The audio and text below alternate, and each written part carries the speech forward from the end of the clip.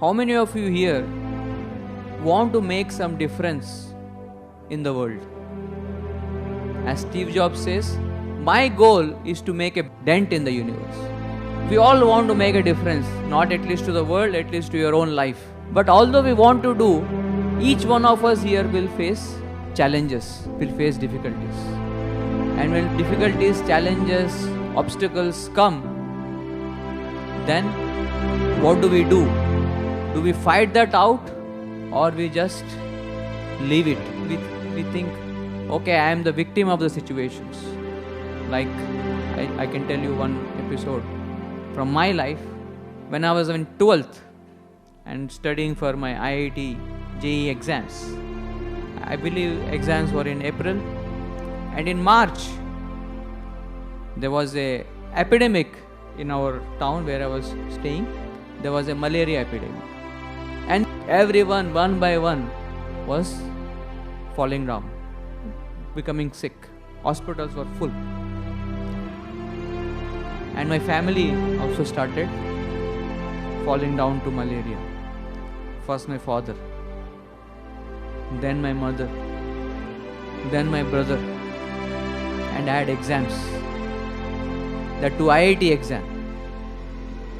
And if you just accept that, oh, I am the victim of the situation, what can I do?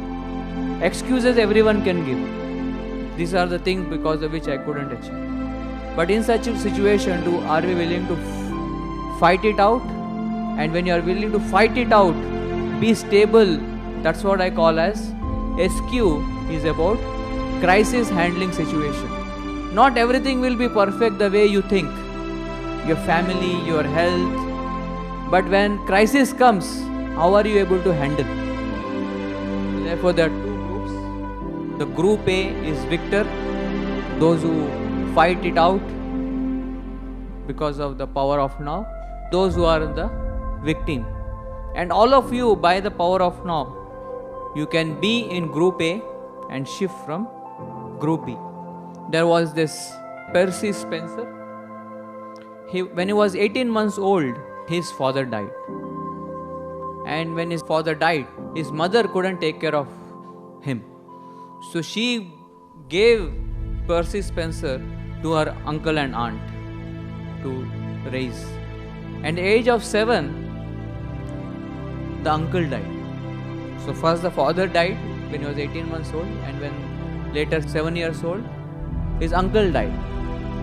At age of 12, this boy, Spencer, he dropped out of high school and he was working in the mill from dusk to dawn. But he was a highly motivated and driven person. And then when in the 1939, when the war broke out, World War II, he got himself a job in the radar and radiation labs that was making weapons for the Allied forces against the Nazis. Once when he went to his lab, he carried a chocolate bar, and it was in his nice new suit that he was wearing.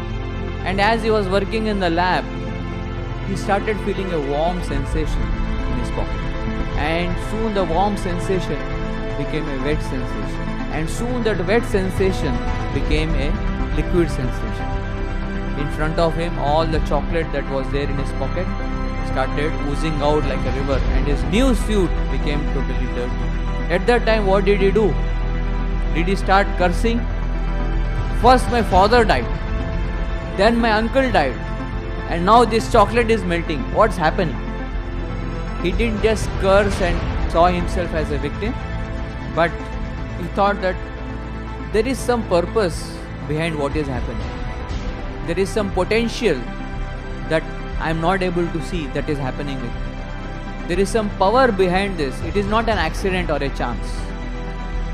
Deeply started thinking, and 5 years later, he was one of the instruments to invent microwave. But when chocolate melts, or when chocolate is thrown upon you, when something happens, do you just become a victim?